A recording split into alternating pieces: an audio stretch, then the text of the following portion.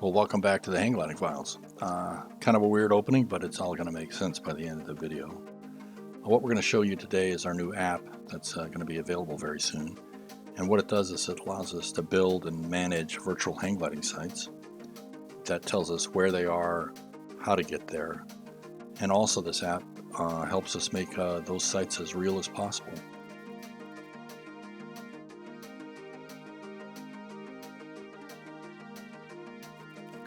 For today's video, what we're going to use is a site called Wolcott, Colorado, which is just outside of Vail along I-70. We're going to use Google Earth here to locate the site and look at how it looks like in real life, its geography and topography. This is the real launch right here, and that's basically what it looks like. Well, now we'll use our app to teleport to that exact same location inside the Microsoft Flight Simulator in pure native rendering. And this is what you get. You get a hill with trees, and it's not the same as the real site. One way to fix that, it might be to use Google to cut and paste the lat and longitudes into our app and then teleport and see if that gets us a more realistic rendering of the site.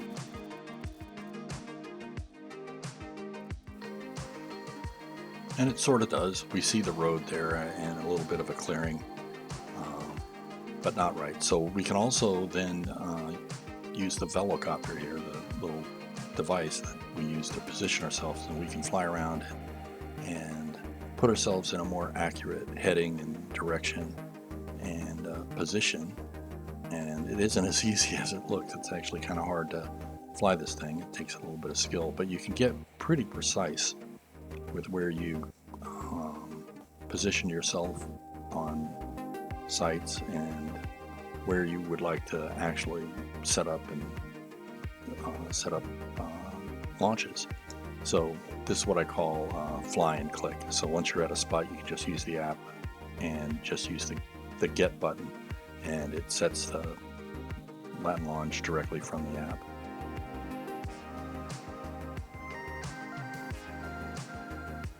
Well, now from a top-down view inside the simulator, and we zoom out a bit, we can see how the simulator renders this terrain as opposed to Google, and it's got way too many trees. In fact, I don't think there are any trees on that hill. So we're going to use the app to generate a standard Microsoft Flight Simulator scenery package, and by doing that, we give ourselves the ability to use the SDK in Microsoft Flight Simulator to modify and edit the scenery for this site.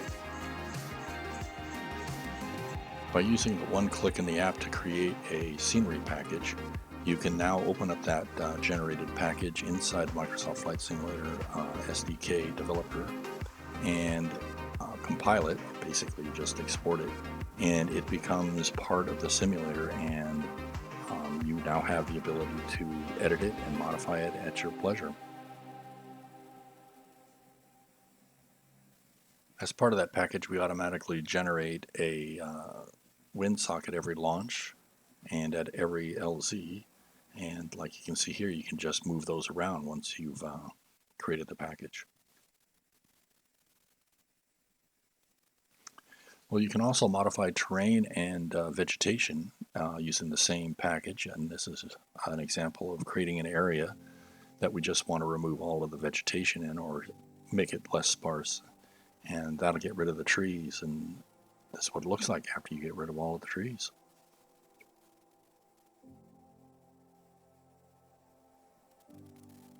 So every time after you're done adding or changing something in the package, the scenery package, just export it again, and it becomes part of the site, part of the simulator itself, actually. And then you can just go back to the site and see what your changes are.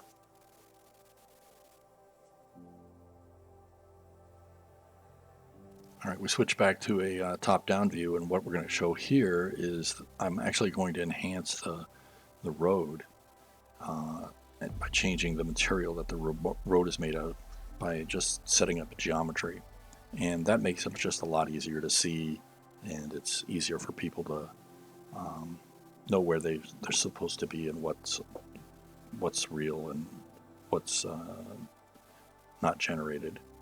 And it's pretty easy to do. It's all just point and click, outlining an area and then filling it with the material. And you can also flatten it, change its terrain, so that it looks a little bit more real and doesn't look like it's on the side of a hill. It actually looks cut into the hill.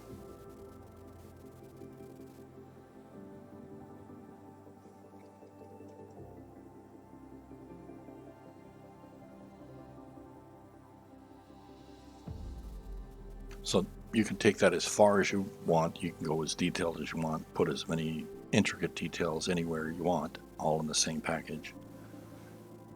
Here we're going to fly on down to the LZ, and we're going to see what it looks like. It looks fine. There's the generated windsock based on the landing area, and this is what it looks like from the top down. But what we're going to do here too is we're going to first we're going to move the windsock to its a better location. We're going to add a car as an example here and put it over by the parking area. And then we can also just enhance the actual outline of the landing area so that it's a little more distinct and it sticks out a little bit more from the your basic terrain. And again, that makes it a lot easier to find and see it when you're flying.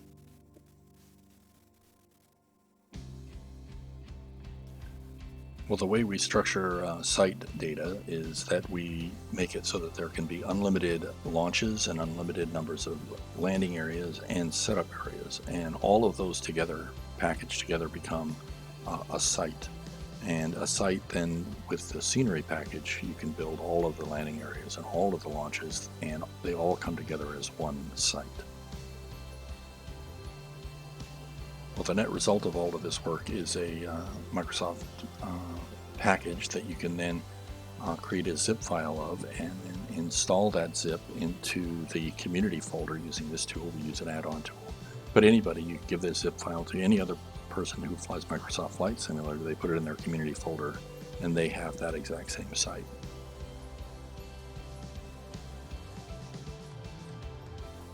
Another cool thing that we do is we create a point of interest for every launch and landing area, and once those are part of the package, you can see them inside the native Microsoft Flight Simulator world navigation map. And if you wanted to, you can use these locations to just spawn yourself.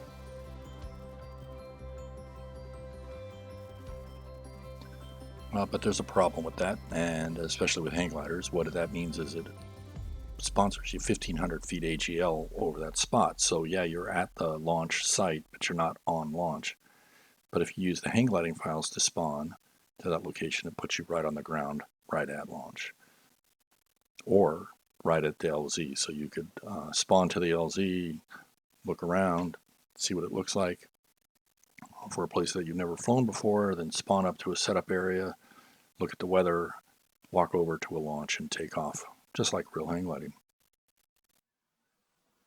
But what we hope for is that everybody will then use the app to share these sites that they find and they build with us, and we'll include them in all future updates of the app. You can also share just with your friends, but this is how you would share it with us, and we would then release it with the next version of the software.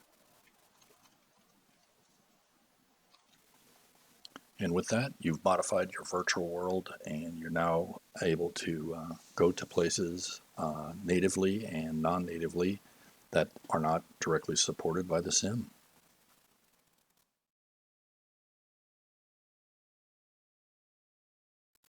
Okay, now I'm going to change gears just a little bit. We're going to look at this in a different way.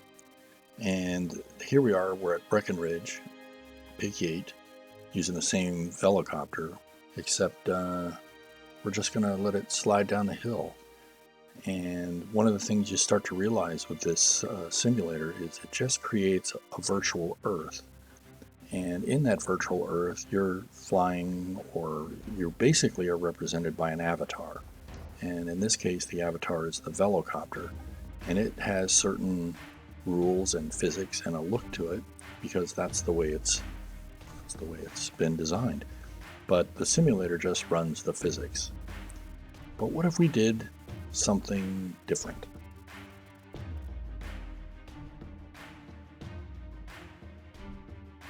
Well, as we're going to do with our hang glider design, where we're just going to create an avatar model which represents itself as a hang glider in hang glider physics in this simulator, you could create an avatar of any design and any physics.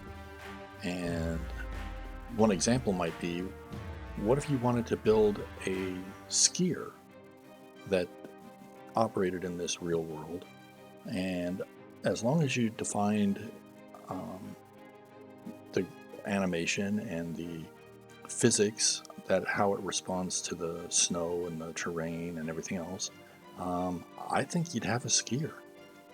In this case, the Velocopter has simply got no wheels, it's just got skids, so when it gets on sloped terrain that's slippery, it slides downhill. And I think it's a very interesting concept that we could build and manufacture and produce all kinds of different avatars working in this virtual Earth.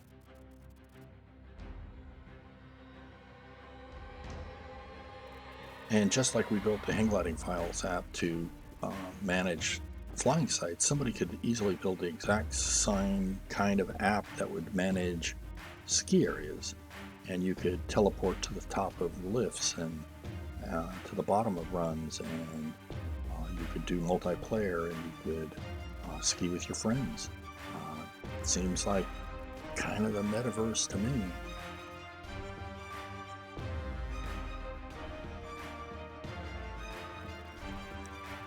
And the beauty of a metaverse is what it really brings is an environment which you can go into and do things. And to do things in a virtual world, any virtual world, you just need to be able to have an avatar which has capabilities to do fun things in that virtual world. I don't know about you, but I can't wait to try doing something like this in VR. I think it would just be spectacular in VR. And again, the fun part of it isn't doing some sort of a game where I'm trying to score points coming down a ski run. No, the fun part is actually simulating skiing at an actual ski area, down actual runs. That's where the fun is.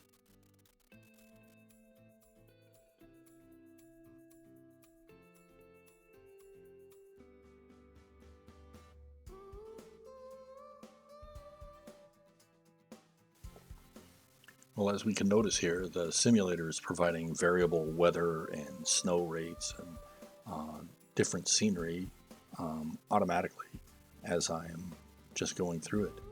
And you can just imagine yourself skiing up, getting online, and going back up the lift for another run. This could be pretty interesting, and I think this is the way virtual technology is heading. Just like we're trying to put hang gliding into a simulator that knows nothing about hang gliding. When they open it up like this, the possibilities of where people can take open systems like this in virtual worlds is going to be a very interesting future.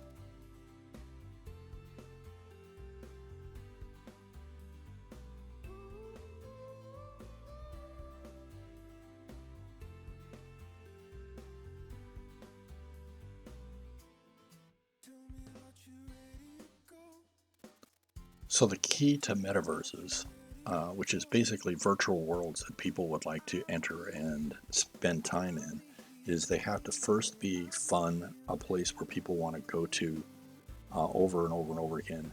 And second to that, they'll bring their friends because everything is much more fun doing it with somebody else. And then the last thing that happens is commerce, in that I would like to have a better ski outfit or a different aircraft or whatever it is that it comes along, and people will fill that in. And I want to be able to have persistence that I'm the same person no matter which virtual world I go into. So other virtual worlds might offer more um, specific features, maybe not even a planet Earth, but something else.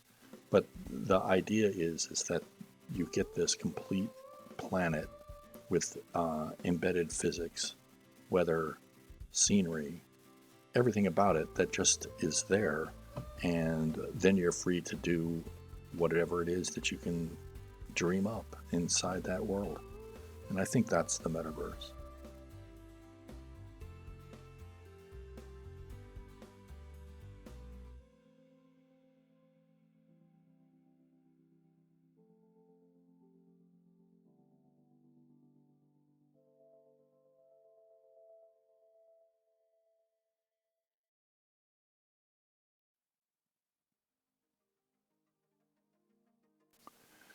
Well, I'm going to end with just one more example, and this one would be golf. And again, here's a virtual Earth with very precise meshes for geography, with just some material applied on top of that mesh. And in this case, it's tall grass um, and sand and dirt, but it looks like a ski or a golf course. And if somebody took the time to work on this as a scenery and just put a better type of grass on the ground and better grass on the greens, and put some signs up where they're on the tee boxes and put a flag in every hole, and created an avatar that who could only walk or ride a cart, but also could swing a club and hit a ball. It's just physics and some animation. And the hard part's already done, which is the complete golf course of every golf course on planet Earth. And again, somebody could create an app that would allow you to spawn to any golf course on Earth and from tee to tee to tee, just like we do with the hang gliding files for hang gliding. There's just actually functionally no differences, not even conceptually different. It's just what is the avatar that you want to be represented, and what can it do in this same exact virtual world. It's pretty mind-boggling to think it could be cars or boats, or I don't know. The imagination just boggles with what you could think of and do in this. And all this really actually is, everything that you've seen today is just a flight simulator. It's the only thing that's different is that it's got the entire planet in it, and it's open to user modification. And that's going to be what all future metaverses are, in my opinion. All right, so off my soapbox there. So next week we're going to get closer to having a complete set of applications and tools. We're getting very close to doing some hang gliding. About the only thing we have left now is to finish off the glider model. And once that's done, we're going to start doing some adventure glider flying, which this channel is all about. All right, like and subscribe. Hope see you next week.